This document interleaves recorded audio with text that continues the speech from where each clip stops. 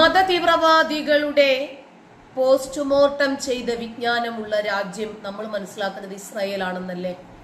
ഇവരെ കുറിച്ച് ശരിക്കും മനസ്സിലാക്കിയിരിക്കുന്നത് നെതന്യാഹു ആണെന്നല്ലേ നമ്മൾ മനസ്സിലാക്കിയിരിക്കുന്നത്? അല്ല,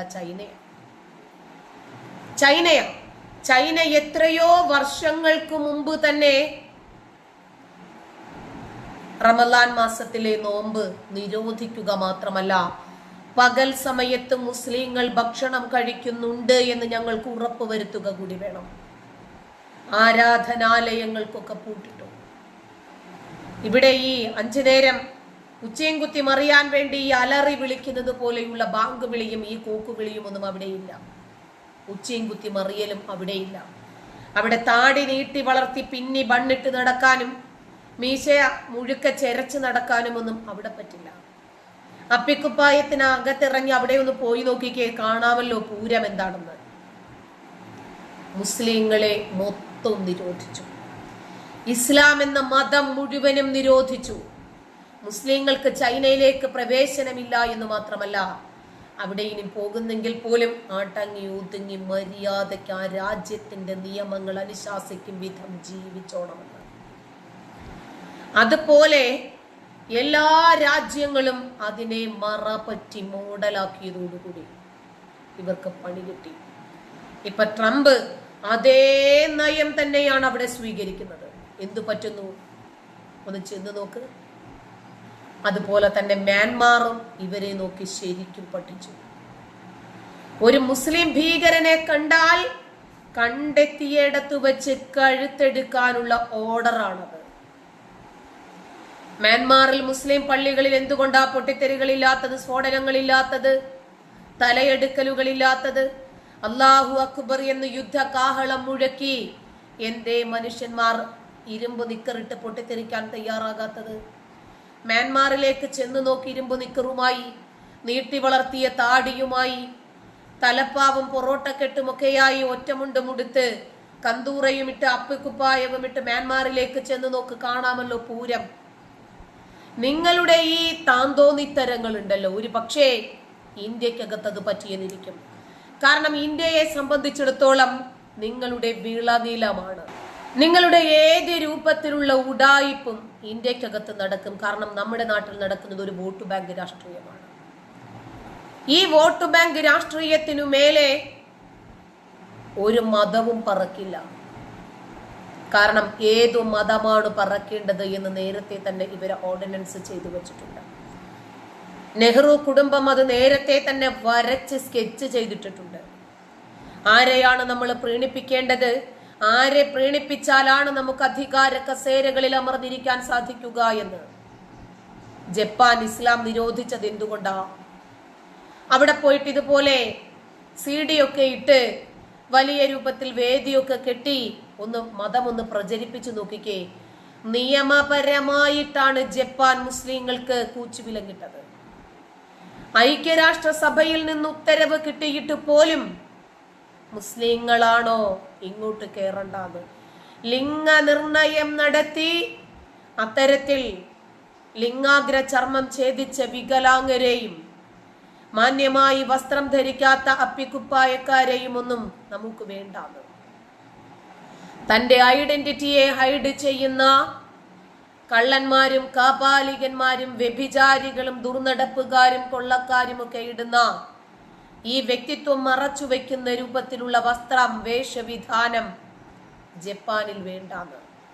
ജപ്പാനിൽ ഇസ്ലാം മതത്തിൽ ഇങ്ങനെ കോട്ടയിലും കോണാത്തിലും കൊള്ളാത്ത രൂപത്തിലുള്ള സംഘടനകളുണ്ടോ? ഇത്രമാത്രം നേതാക്കളുണ്ടോ? മതവിഭാഗങ്ങളുണ്ടോ? സംഘടനാ വിഭാഗങ്ങളുണ്ടോ? മാനുഷികമായിട്ടുള്ള ഒരു പരിഗണന മുസ്ലിങ്ങൾക്ക് നൽകണം എന്ന് UN ഉത്തരവ് പോലും ജപ്പാൻ ചവറ്റുകുട്ടയിലേക്ക് വലിച്ചെറിഞ്ഞു. ഞങ്ങൾക്ക് ഇവര് കാരണം എന്തെങ്കിലും രൂപത്തിൽ ഒരു ബുദ്ധിമുട്ടുണ്ടായാൽ അത് UN ഏറ്റെടുക്കുമോ എന്നാണ് ജപ്പാൻ ചോദിച്ചത്. ഞങ്ങൾ വേണമെങ്കിൽ എന്തെങ്കിലുമൊക്കെ പിച്ചത്തുട്ടുകൾ തന്ന് നിങ്ങളെ സഹായിക്കാം, അഭയം നൽകാൻ ഞങ്ങൾക്ക് സ്ഥലമില്ല. അങ്കോള എന്ന രാജ്യത്തൊരു മുസ്ലിം പള്ളിയില്ല, മസ്ജിദില്ല, മദ്രസയില്ല, ഇസ്ലാമില്ല, മുസ്ലിമില്ല, മതപ്രചാരണങ്ങളില്ല. ഇത്തരം മതത്തിന്റെ അടയാളമായിട്ടെങ്കിലും അങ്ങോട്ടേക്ക് കയറി ചെന്ന് നോക്ക്, കാണാമല്ലോ പൂരം. ഫ്രാൻസിൽ ഓരോ ദിവസവും തകർത്തുകൊണ്ടിരിക്കുന്നത് നൂറുകണക്കിന് മസ്ജിദുകളാണ്. സാമുവൽ പാറ്റി എന്ന് പറയുന്ന അധ്യാപകന്റെ തലയെടുത്ത 18കാരൻ അഭയാർത്ഥി കാണിച്ചു തന്ന ഒരു ധാർഷ്ട്യം, അവരുടെ ഈ പിടിച്ചെടുക്കൽ തന്ത്രം. അതുകൊണ്ട് ഫ്രാൻസ് ആ ഒരൊറ്റ ദിവസം തകർത്തത് 210 പള്ളികളായിരുന്നു. ഒറ്റ ദിവസം കൊണ്ട്. നിങ്ങൾ എന്താണ് എന്ന് വേറൊരാള് കാണിക്കാതെ, വേറൊരാള് പറയാതെ, നിങ്ങൾ തന്നെ കാണിച്ചുകൊണ്ടിരിക്കുവാണ്, പറഞ്ഞുകൊണ്ടിരിക്കുവാണ്, പഠിപ്പിച്ചുകൊണ്ടിരിക്കുവാണ്, പ്രചരിപ്പിച്ചുകൊണ്ടിരിക്കുവാണ്. ഓസ്ട്രേലിയ എന്ന രാജ്യത്തുണ്ടൊരു നിയമം. അതിനനുസരിച്ച് നിങ്ങൾക്ക് മുന്നോട്ട് പോകാൻ സാധിച്ചിട്ടില്ലെങ്കിൽ വന്നിടത്തേക്ക് തന്നെ തിരിച്ചു പൊയ്ക്കോണം, അല്ലെങ്കിൽ കൊണ്ട് ചെന്നാക്കി പഠിപ്പിച്ചു തരും. ഓസ്ട്രേലിയ എന്ന രാജ്യത്ത് നിയമങ്ങൾ എഴുതി ചില്ലുകൂടാരങ്ങളിൽ സൂക്ഷിക്കാനുള്ളതല്ല, ഫയലുകളിലും പുസ്തകങ്ങളിലും സൂക്ഷിക്കാനുള്ളതല്ല. ഓസ്ട്രേലിയയിലെ നിയമം മര്യാദയ്ക്കനുസരിക്കാൻ തയ്യാറായിട്ടില്ലെങ്കിൽ മണിക്കൂറുകളാണ് കൊടുത്തിരിക്കുന്നത്. 24 മണിക്കൂറിനകം വന്നിടത്തേക്ക് തന്നെ മടക്കി അയക്കും. അതാണ് ഓസ്ട്രേലിയ. ഭീകരതയ്ക്കെതിരായ പോരാട്ടത്തിൽ ഇന്ത്യക്ക് പൂർണ്ണ പിന്തുണ പ്രഖ്യാപിച്ച രാജ്യമാണ് ഓസ്ട്രേലിയ. ഇന്ത്യയുമായിട്ടുള്ള ബന്ധം ദേശീയ താൽപര്യങ്ങൾക്ക് നിർണായകമാണ് എന്നാണ് ഓസ്ട്രേലിയയുടെ ഉപപ്രധാനമന്ത്രിയും പ്രതിരോധ മന്ത്രിയുമായിട്ടുള്ള റിച്ചാർഡ് മാർലസ് പറഞ്ഞത്.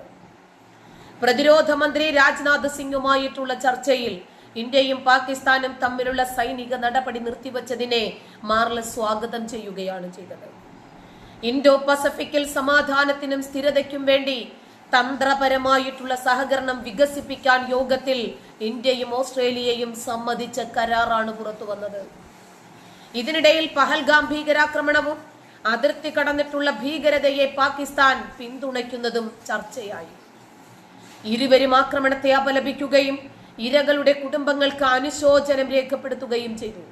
പഹൽഗാം ആക്രമണത്തോടുള്ള പ്രതികരണമായി ഇന്ത്യയുടെ നടപടിക്ക് ഓസ്ട്രേലിയ നൽകിയ പിന്തുണയെ രാജ്നാഥ് സിംഗ് തന്റെ പ്രസ്താവനയിൽ അഭിനന്ദിക്കുകയും ചെയ്തു. പാകിസ്ഥാൻ പിന്തുണയുള്ള ഭീകരതയ്ക്കെതിരെ ഇന്ത്യ സ്വയം പ്രതിരോധത്തിനുള്ള അവകാശം ഉപയോഗിച്ചതായും പഹൽഗാം ആക്രമണത്തിന് ശേഷമുള്ള നടപടി അളന്നു മുറിച്ചതാണെന്നും പിരിമുറുക്കം വഷളാക്കിയിട്ടില്ലെന്നും അദ്ദേഹം പറഞ്ഞു. ഇങ്ങോട്ടടിച്ചാൽ നമ്മുടെ താത്താമാര് പറഞ്ഞതുപോലെ, കാക്കാമാര് പറഞ്ഞതുപോലെ ക്ഷമിച്ചിരിക്കാൻ ഇന്ത്യ പഴയ ഇന്ത്യയല്ല, നെഹ്റുവിന്റെയും ഗാന്ധിയുടെയും ഇന്ത്യയല്ല ഇത്. ഇന്ത്യയെ ഇങ്ങോട്ടടിച്ചാൽ 9 അടി തിരിച്ചങ്ങോട്ടടിക്കും എന്ന് ഇന്ത്യ പ്രഖ്യാപിച്ചിട്ടില്ല, കാണിച്ചു കൊടുത്തു.